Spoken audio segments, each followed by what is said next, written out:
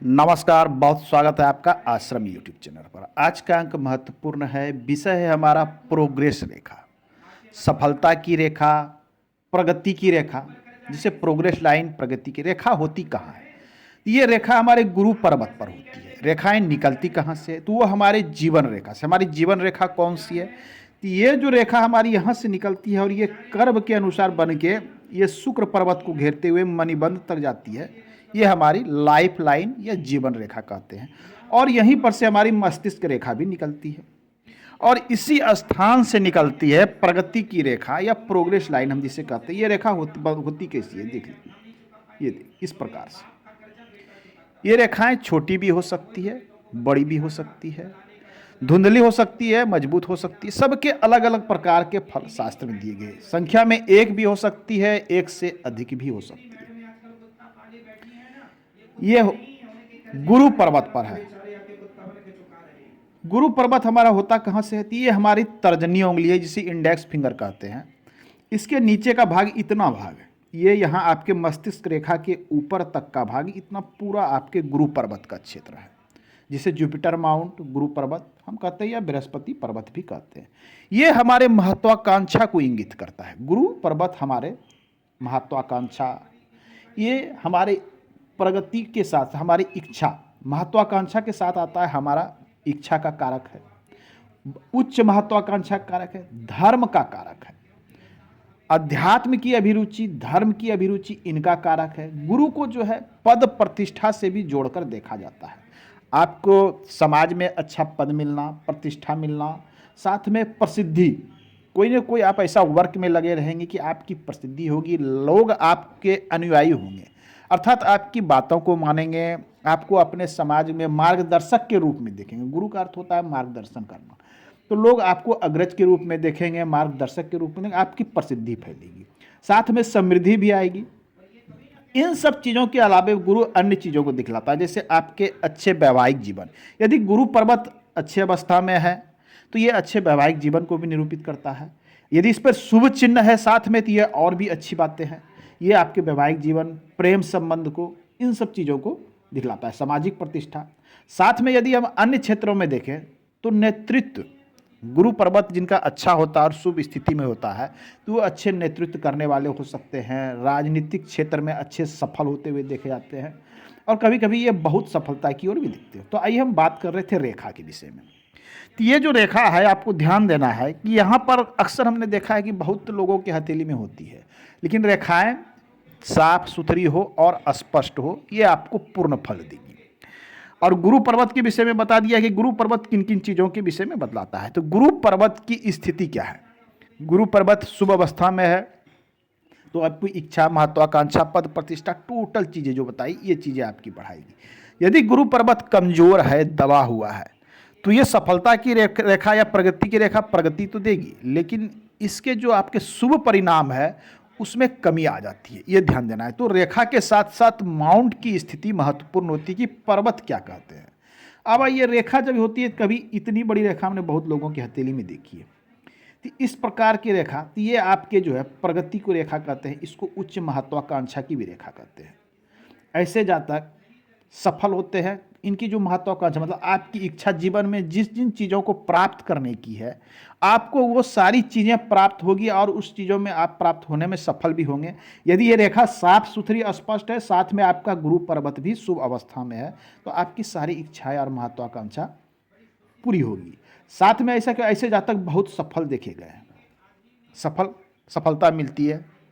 अब ये सफलता, और एक चीज़ देखी गई है कि सफलता तो इन्हें प्राप्त होती है, लेकिन इन्हें जो सफलता होती है, शुरुआती संघर्ष बहुत होता है। मतलब इनकी अगर उम्र की गणना हम यहाँ पे करें तो ये लगभग मान के चलिए कि 25 वर्ष के आसपास में ऐसे जातक जो है सफलता की ओर आगे बढ़ते हैं।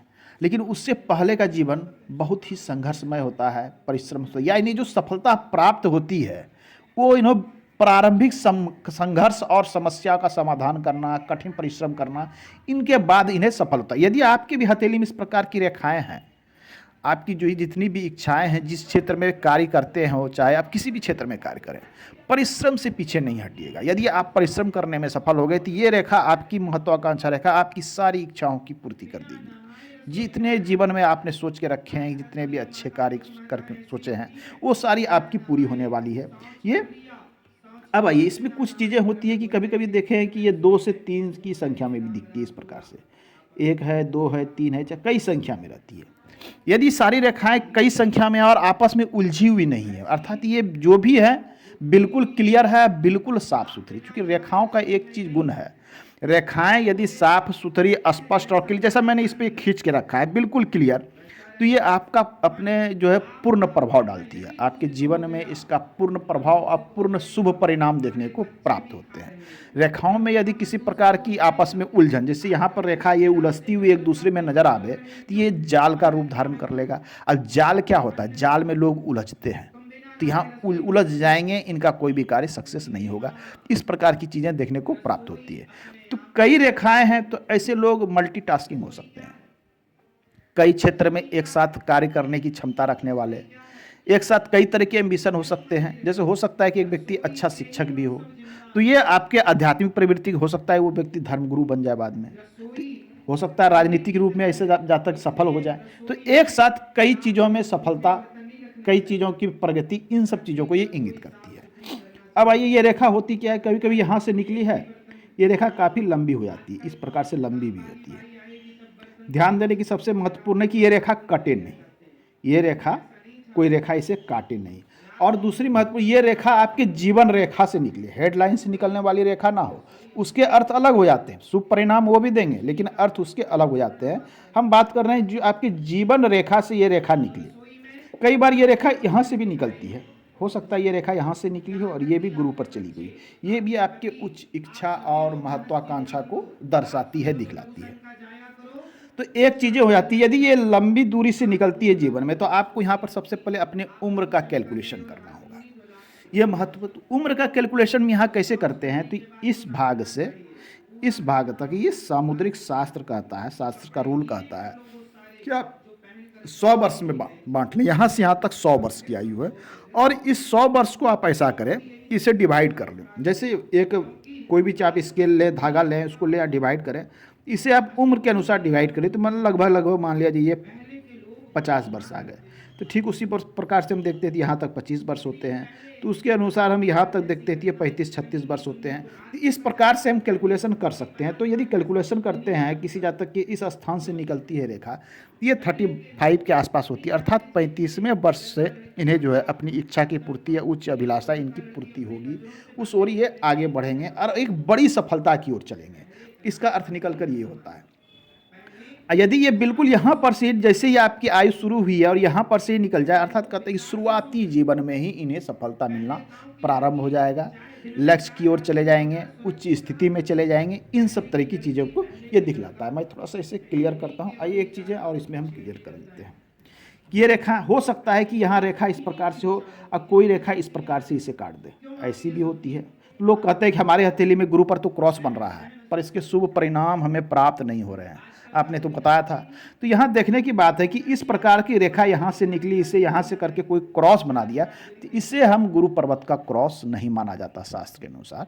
इसे गुरु पर्वत का क्रॉस, यहाँ शुभ परिणाम आपको नहीं मिलने वाले हैं। यहाँ अब ये जो सफलता और प्रगति की चिन्ह थी, उसमें एक अवरोध उत्पन्न हो गया। इधर से उसने आड़ी रेखा काट दी, तो एक बड़ा अवरोध उत्पन्न हो गया। अब क्या होगा कि आपका संघर्ष जीवन में और बढ़ जाएगा। आपको जो चीज़ की प्राप्ति चाहिए, लक्ष्य की ओर जाते हैं, तो यहाँ संघर्ष को ये चीज़ें बढ़ा देती थी। इन चीज़ों पर ध्यान देनी चाहिए। चलिए मैं थोड़ा सा इसे साफ कर लेता हूँ।